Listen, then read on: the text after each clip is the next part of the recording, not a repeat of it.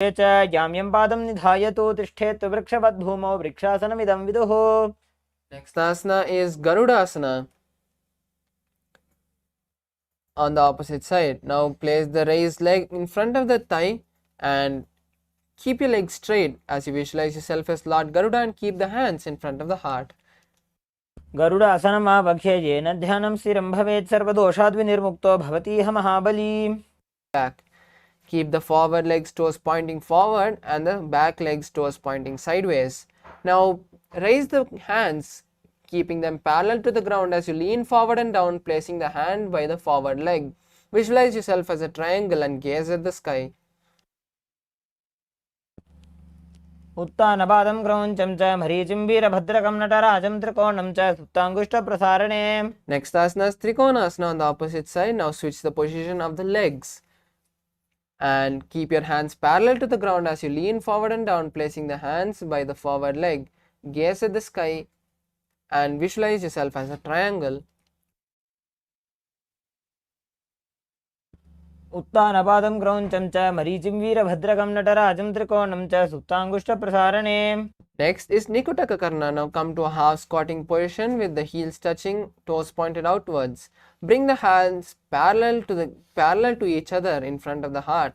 Raise one heel as you start alternating the position of your hands and lifting one heel off the ground.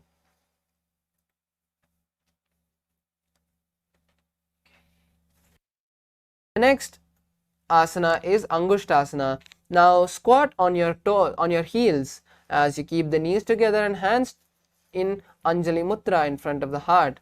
Visualize Swamiji as you start performing the new Kumbhaka for the following asanas, which is Brahmari Kumbhaka. Inhaling and exhaling, making a bee-like sound. Hold the new japa Sadashivoham for the next few asanas. कबन्धासनम् इत्याहुः गोरक्षासनमेव च अङ्गुष्ठमुष्टिकं ज्ञेयं ब्रह्मप्रासादितं तथा. Next asana Saurasana. Now from the kneeling position, extend one leg forward, keeping the hands by your side with the fingers touching the ground and palms facing forward. Visualize Swamiji in your inner space. स्थित्वैकस्मिन् पादतले कराभ्यां वेष्टयेत्तनुम्.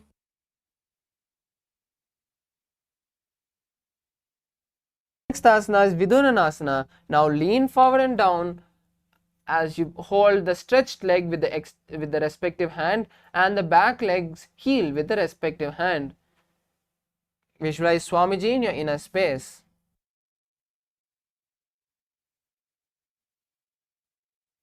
गुल्भस्थितो पादमेकं प्रसार्य तत्पादाग्रं संसृश्य तत्करेण. Next asana is Saurasana on the opposite side. Now switch the position of your legs as you keep your hands by your side with the fingers touching the ground and the palms facing forward. Visualize Swamiji.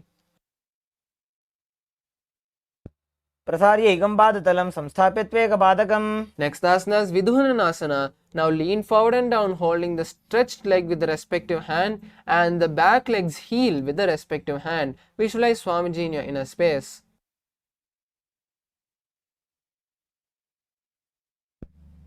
गुल्भस्थितो पादमेकं प्रसार्य तत्पादाग्रं संसृश्य तत्करेण. The asana is Brahmajarankushasana. Now bring both the legs back and sit on the heels of both the legs.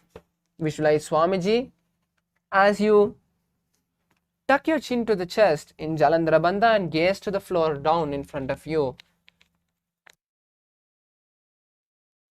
दो भणा पानी होए वैसे एड़ी दो गुदानी वैसे कोरब कदलियां की माहिली ice माहेरा शेमिली.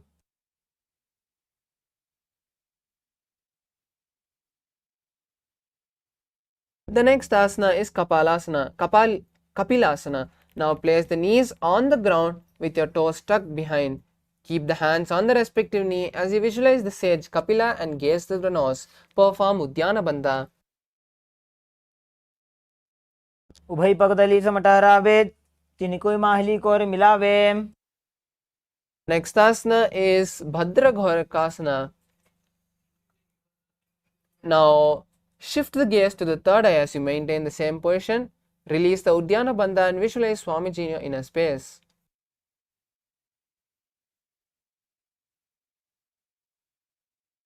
दो पगदली संपट करे कोरबारली भूपरि धरे कोरबारली राखे ऐसे तापरी मूल द्वार टिक बैसे. The next asana, Surya Asana. Now keep the soles of the feet together and raise the knees off the ground.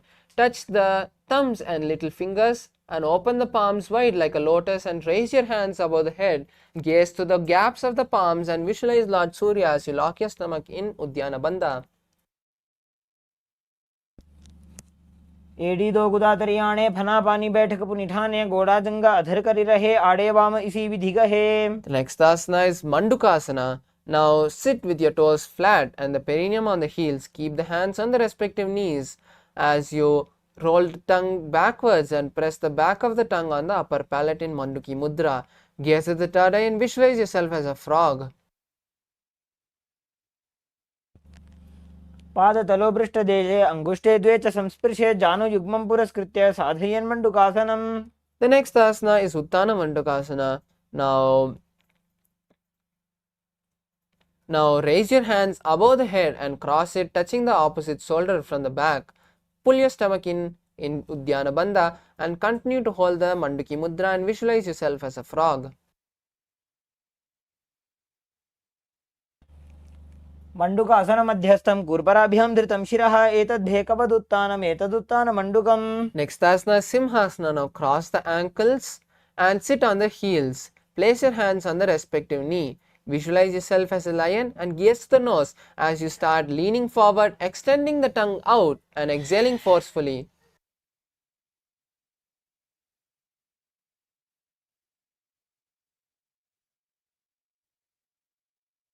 दक्षिणं सव्यकुल्फेन दक्षिणेन ततेतरं हस्तो चजान्वो संस्थाप्य साङ्गुलीश्च प्रसार्य च. Next asana is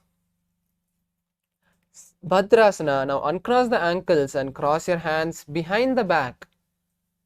Hold on to the opposite big toes as you visualize Swamiji and gaze to the nose. Tuck your chin to the chest in Jalandhara Bandha. गुल्भौ च वृषणस्याधो विक्रमेण समाहितः पादाङ्गुष्ठोकराभ्यां च धृत्वा च पृष्ठदेशतः. Next asana is Kakabusandi Asana. Now squat with the feet flat on the ground and the legs together. Open the knees wide as you wrap the legs from the inside, locking your hands behind the back if you can. Visualize yourself as a crow and gaze at the nose.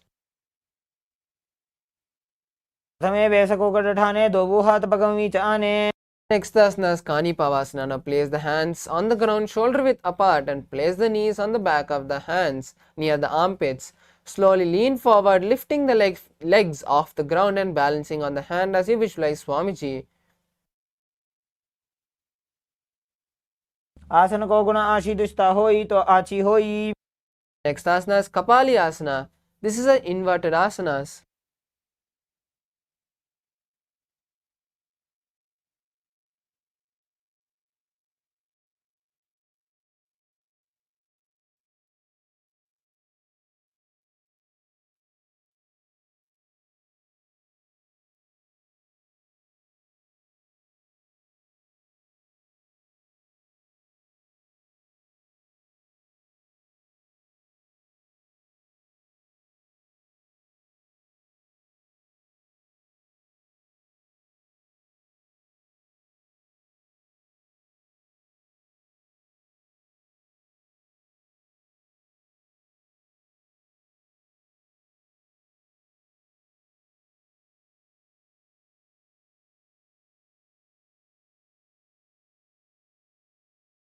ईशितीशा धरती टेकी भगदो भूमि लिवा ऊंचा कुकरे.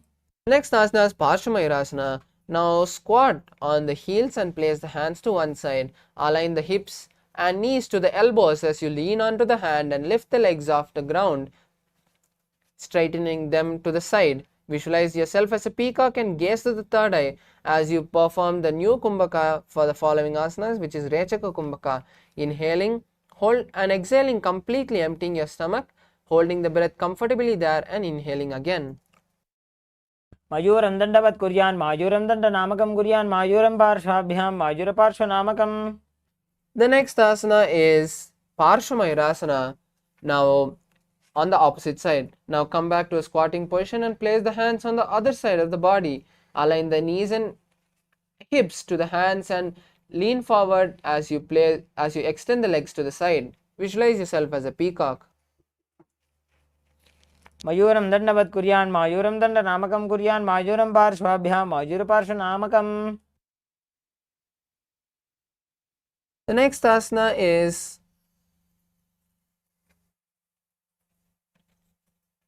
Bhairaganath asana. Now come to a plank position and place one knee by the respective shoulder with the legs between the hands. Lean forward and visualize yourself as Lord Kalabhairava as you gaze at the third eye. आसन को गुणपीति जाई. Next asana is Bhairagnatha on the opposite side. Now switch the position of the leg and place the foot between the palms. Lean forward and visualize yourself as Kalabhairava. आसन को गुणपीति जाई. The next asana is Unmukha Pitasana. Now come to a plank position and place the elbows and the forearms on the mat. Walk your foot forward as you lift your hip higher. Visualize Swamiji and gaze to the third eye in Unmukha Pitasana. पुण्यस्थौ जानुनी हस्तौ चतुष्पदम वाङ्मुखम् उत्थापिताङ्घ्रियुगलकटिस्थलम् अभिरुका. Next asana is Vashishtasana. Now come to a plank position and roll onto one arm, balancing completely on that hand as you raise the opposite hand towards the sky and gaze at that palm. Visualize yourself as Vashishta. ऊर्ध्वकुक्कुटवासिष्ठ मरीचहलमत्स्यकम्बरिवृत्तिं चोदरस्य विविधं धनुरासनम्. Next asana is Vashishtasana on the opposite side. Now roll onto the opposite hand and raise the other hand towards the sky. Gaze at the hand which is towards the sky and visualize yourself as Sage Vashishta. ऊर्ध्वकुक्कुटवासिष्ठ मरीचहलमत्स्यकम्बरिवृत्तिं चोदरस्य विविधं धनुरासनम्.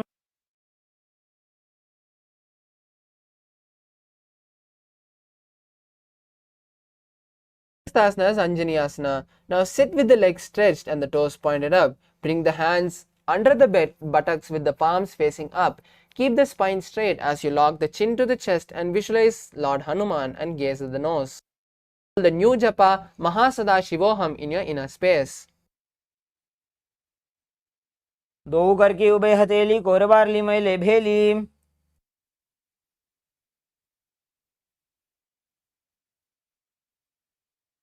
The next asana is Pachimatanasana. Now hold on to the respective leg with the hand as you lean forward and down, placing the forehead on the knees. Keep the knees straight and visualize Swamiji as you perform the Mahamudra Bandha.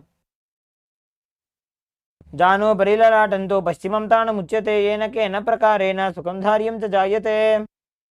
The next asana is Ugrasana. Now come back up as you lock your hands behind the neck, lean forward and down, placing the forehead on the knees. Visualize yourself as Kali and perform the Mahamudra Bandha. पाणिभ्यां दृढं धृत्वा जानो परिशिरोऽन्यसेत्. The next asana is Marichyasana. Now keep both the legs stretched and pull one leg towards the perineum. Keep the knee up as you wrap the knee and lock your hands behind the back. Visualize Sage Marichi. उत्तानपादं क्रौञ्चं च मरीचिं वीरभद्रकं नटराजं त्रिकोणं च सुप्ताङ्गुष्ठप्रसारम्. Next asana is Mahamudrasana on the opposite side. Now from Marichyasana, let the knee fall onto the ground as you reach and hold the front foot with both the hands. Bring your forehead to the knee as you visualize Swamiji, gaze at the nose and perform Mahamudra Bandha. महामुद्रां प्रवक्ष्यामि तन्त्रेऽस्मिन् मम वल्लभे. The next asana is Marichyasana on the opposite side. Now sit with the legs extended and bring one heel to the perineum. Keep the knee raised as you reach the hands around the raised knee and hold the hands behind the back. Visualize yourself as Sage Marichi and continue to perform the Rechaka Kumbhaka. उत्तानपादं क्रौञ्चं च मरीचिं वीरभद्रकं नटराजं त्रिकोणं च सुप्ताङ्गुष्ठप्रसारणे. Next asana is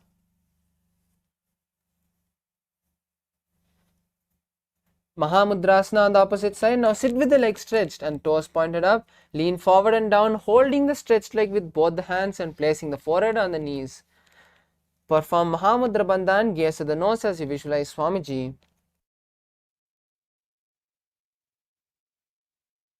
महामुद्रां प्रवक्ष्यामि तन्त्रेऽस्मिन् मम वल्लभे यां प्राप्य सिद्धा सिद्धिं च कपिलाद्याः पुरागताः. Next asana is Bhadrasana 2. Now sit and bring both the soles of the feet together. Place your hands and hold both the legs with the hands. Visualize Swamiji as you gaze at the third eye.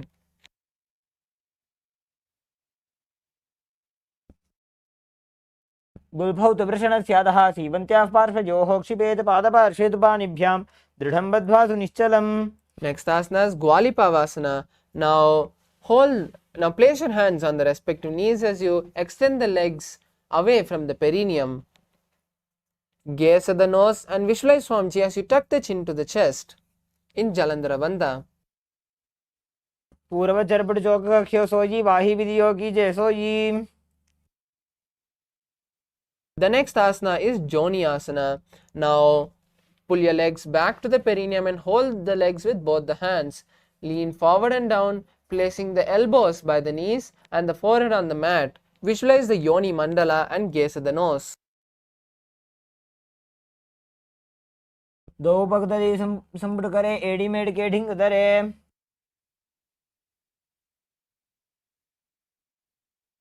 The next asana is Midaki Pavasana. Now keep the heels together and toes apart. Place the hands to the side of the body and place your forehead on the ground, extending the hands to the side. Visualize Swamiji and gaze at the nose. पूर्व विधि परिपकदली संपुट शोल एड़ी मिली राशे. Next asana, Siddha Samadhi Asana. Now bring the heels towards the perineum and insert the hands underneath the shins. Keep the palms facing up as you place the forehead on the ground in front of the legs with the toes touching the neck. Gaze at the nose and visualize Lord Surya. दो पगदली संपुट करे 16 made आगा मेधरे अंगुल 8 अंतरो राशे एड़ी को ऐसे विदिदाशे.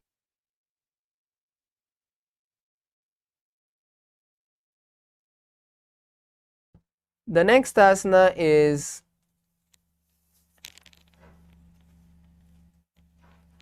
Chinaki Bhavasana. Now sit and keep the heels together and toes apart. Keep the feet open like a book and place the elbows on the knees. Visualize Swamiji and gaze at the nose.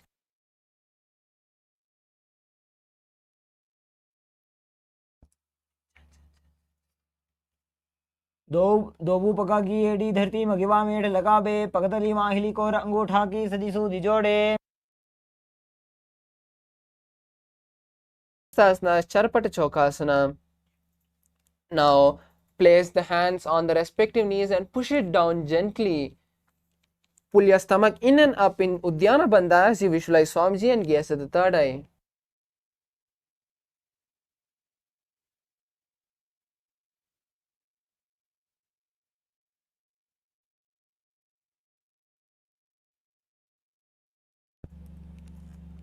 दो पगदली संपुट धारे आगा ने करे जा रे पसारे. The next asana is Bhairavasana. Now bring the soles of the feet to the ground and lift the heels up. Place your hands on the respective knees in Bindu Mudra, touching the index and thumbs. Gaze at the third eye and visualize Kala Bhairava as you pull your stomach in Uddiyana Bandha. गुल्फौ संपीड्य जान्योन्यं व्युत्क्रमेणोत्थितं शनैः जान्वोः पार्श्वगतौ हस्तौ दण्डवद्भैरवासनम्. The next asana is Samanasana. Now sit with the heels at the sit with one heel at the perineum and lift the other heel leg to the chest. Hold the leg with both the hands and visualize Swamiji as you gaze at the third eye.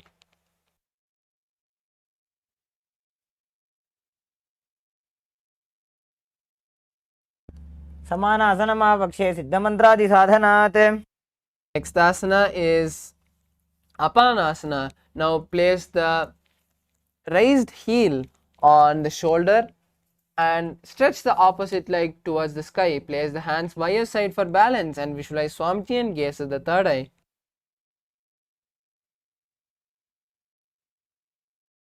केवलं पादमेकं च स्कन्धे चारोपे यत्ततः एकपादेन गगने तिष्ठेत दण्डवत् प्रभो.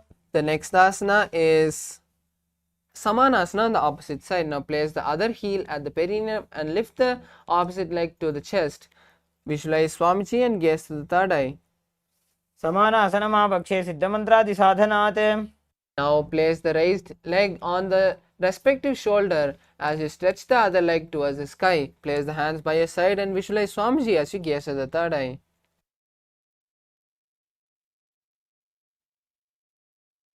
केवलं पादमेकं च स्कन्धे चारोपे यत्ततः. The next asana is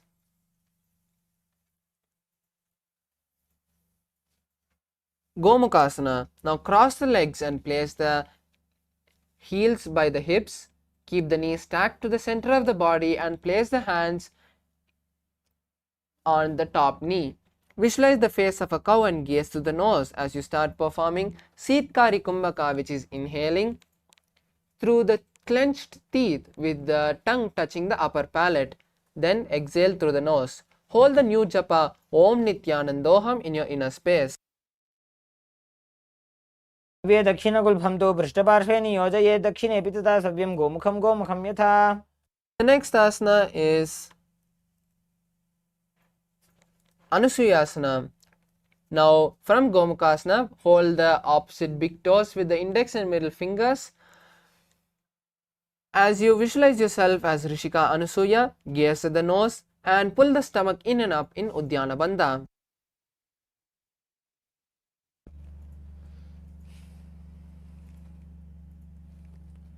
को नीचे उठाने बापों ताकि ऊपर आने. The next asana is Anusuyasana 2. Now interlace the hands behind the back and lean forward and down, touching the nose to the ground. Visualize yourself as Rishika Anusuya and gaze to the nose.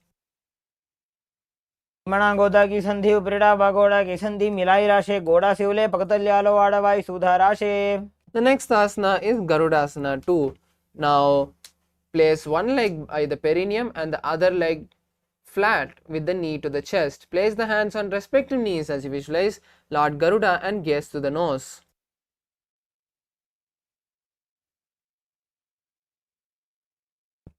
डाबो पकमोडी एडी माहिला गुल्फमूलद्वारनी चैदे. The next asana is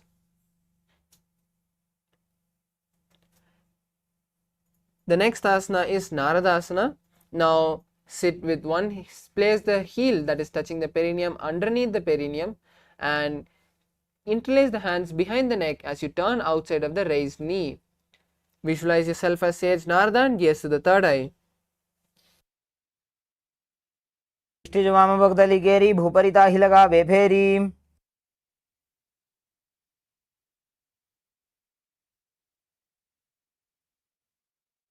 Next asana is Matsyapitakasana. Now place the heel which is underneath the perineum on the raised thigh, on the opposite thigh. Hold the raised legs toes with the respective hand and wrap the knees, wrap the opposite knee and hold the shin of the raised leg. Visualize yourself as Matsya, the fish avatar of Lord Vishnu, as you gaze at the nose. The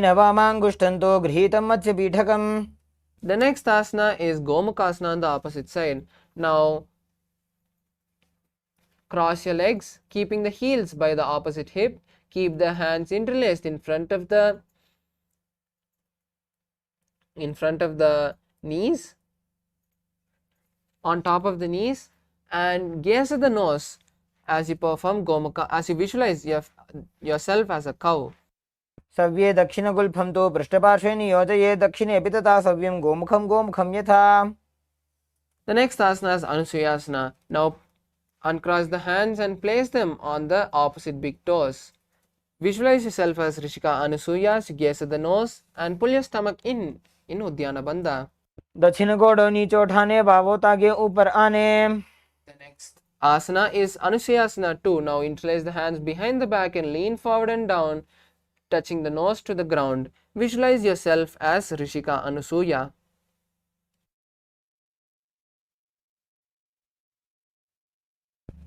जीमणा गोड़ा की संधि उपरीड़ा वा गोड़ा की संधि मिलाई राशे गोड़ा सिवले पकतल्यालो आड़वाई सुधाराशे. The next asana is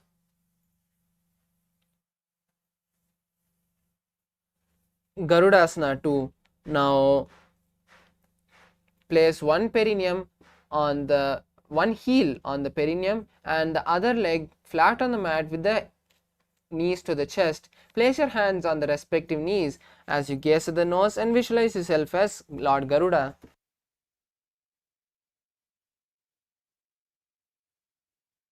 डाबो पकमोडी एडी माहिलो गुल्भमूल द्वारनी चैदे.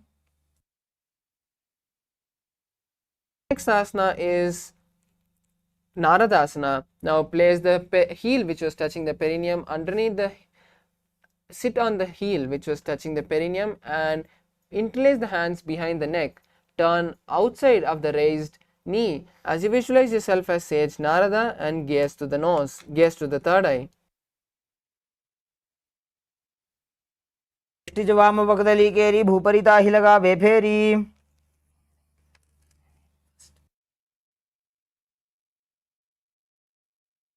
The next asana is Matsya Pitakasana. Now place the leg which was underneath the perineum on the opposite thigh and hold the raised legs, and with the respective hand of the raised leg hold on to the toe of the raised leg. With the other hand circle the knee and hold on the shin of the raised leg as you visualize yourself as Matsya, the fish avatar of Lord Vishnu. वामेन वामाङ्गुष्ठन्तो गृहीतं मत्स्य पीठकं योनि वामेन सम्पीड्य मेढ्रादुपरि दक्षिणम्. The next asana is Matsyendrasana. Now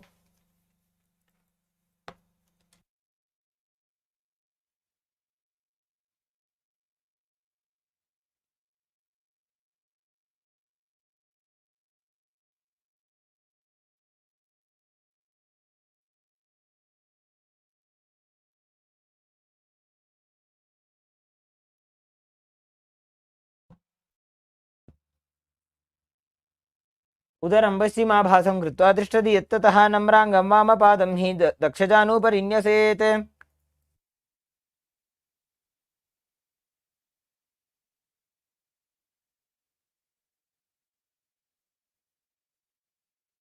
the next asana is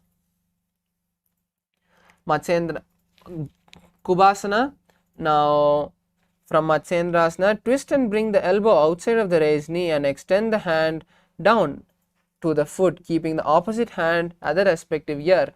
Turn the head back and gaze to the third eye as you visualize yourself as a camel.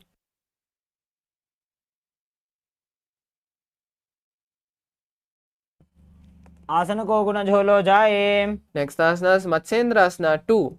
Now place one foot on the top of the opposite thigh and place the opposite foot on the ground of the far side. Twist and bring the elbow outside of the raised knee and extend the hands down to the foot, keeping the opposite hand on the ground.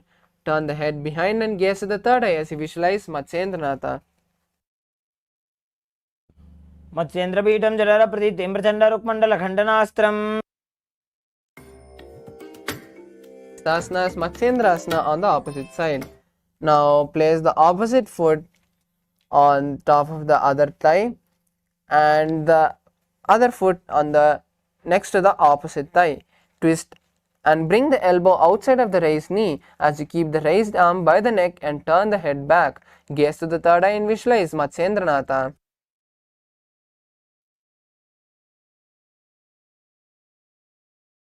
पश्चिमाभासं कृत्वा तिष्ठति यत्ततः नम्राङ्गं वामपादं हि दक्षजानुपरिन्यसेत्. The next asana is Kubhasana. Now take the hand which was on the ground and touch the respective ear. With the hand which was bent, hold on to the opposite leg. Visualize yourself as a camel and gaze at the third eye. आसन को गुण झोलो जाए. Next asana is Matsyendrasana 2. Now place the hand which is touching the respective ear on the ground and turn back as you visualize the great sage Matsyendranath and gaze at the third eye.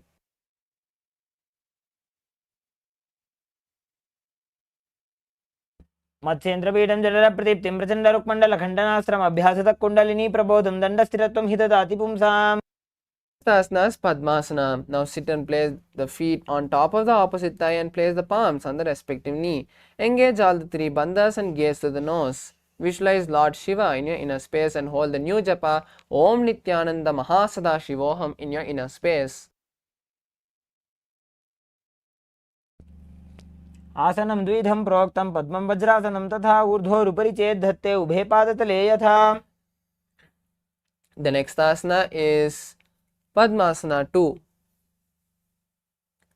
Now sit and place, keeping the legs in Padmasana, cross the arms and hold on to the respective toes. Visualize Goddess Parvati and gaze to the nose. उत्तानौ चरणौ कृत्वा ऊरु संस्थो प्रयत्नतः ऊरु मध्ये तथोत्तानो पाणि कृत्वा तु तादृशौ. Next asana is Kukutasana. Now sit and place the feet on the ground. Sit and place the hands through the gaps of the thighs and calves on the ground and lift the body off the ground, visualizing yourself as a rooster. Start performing Saja Kumbhaka, which is inhaling comfortably, holding the breath and exhaling. पद्मासनं संस्थाप्य नान्वरोरन्तरेकरौ निवेश्य भूमा वासिष्ठेद्यो मस्तकुक्कुटासनः. The next asana is Baddhakeki asana. Now from Padmasana, rise onto the knees and keep the hands on the ground, on the mat, with the fingers facing towards the body. Slowly lean to the ground, placing the navel on the elbows and lifting the legs off the ground. Balance here as you visualize Swamiji in your inner space. धरामौष्टभकरद्वयेन तत्कूर्परिस्थापिता नाभिपार्श्वः.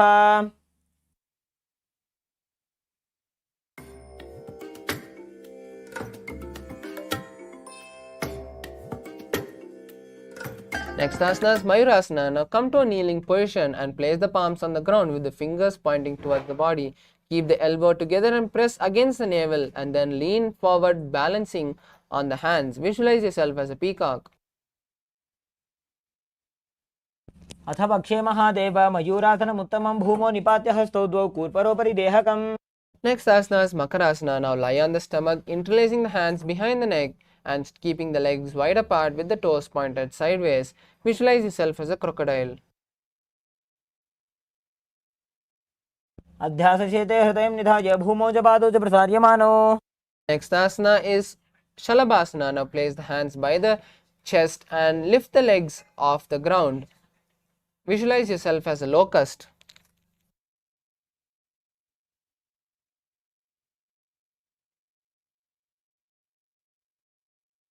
अध्यासशेते करयुग्मवक्षो भूमिमवष्टभिकरयोस्तलाभ्याम्.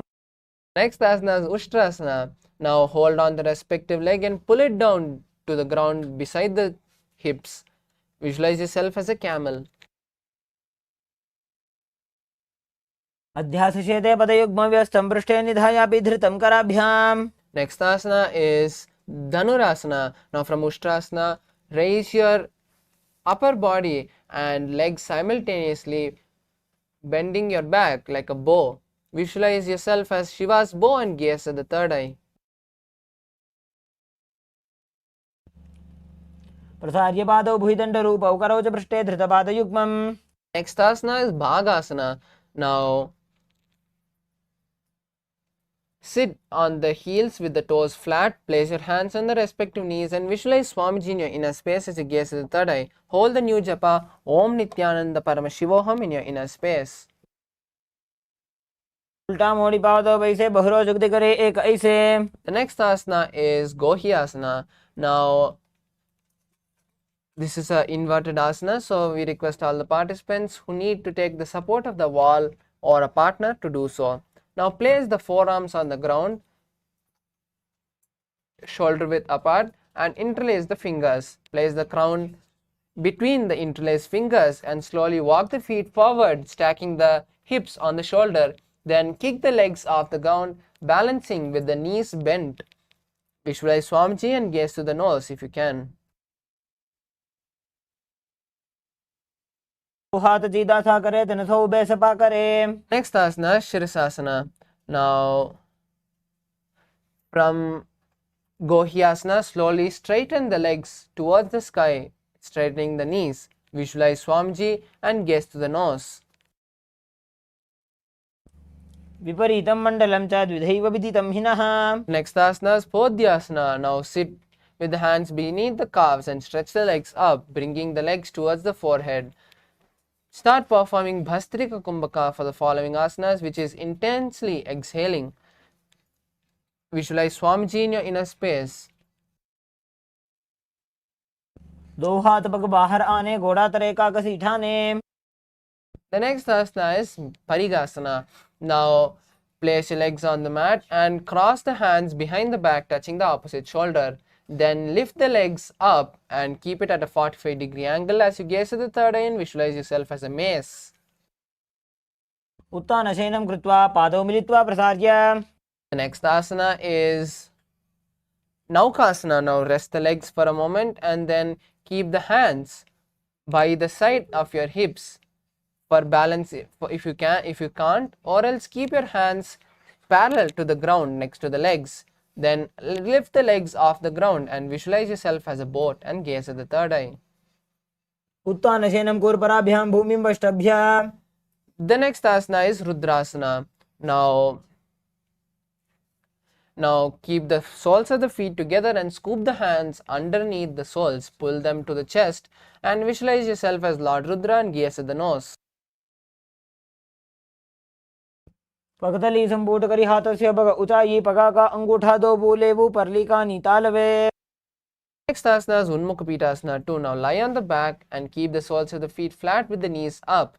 Touch the back of the soles with the respective hand and raise the hips up, locking your chin to the chest in Jalandhara Bandha and performing the Murcha Kumbhaka, which is inhaling and exhaling through the Jalandhara Bandha. Visualize Swamiji and gaze at the nose.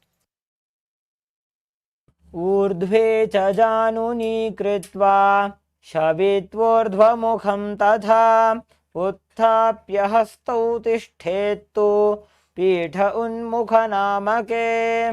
Now relax the body completely in Shavasana, placing the palms by your side with the hands by your side with the palms up. Visualize Swamiji and see the Kundalini traveling from the root center to the crown in Shakti Chalana Mudra, completely unclench from all the senses and your body.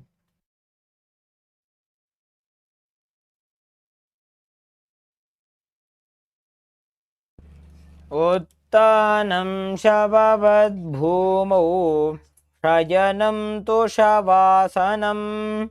शवासनं श्रान्तिहरं चित्तविश्रान्तिकारकम्.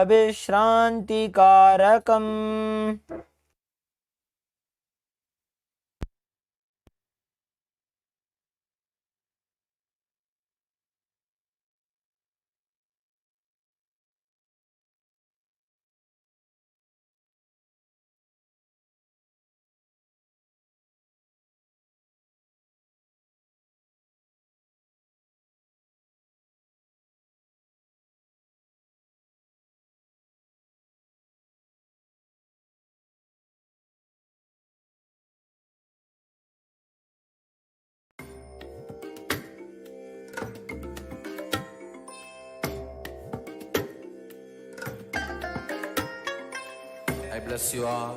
Let you all open all your three eyes and manifest the powers of Mahasadashiva. Om Nithyananda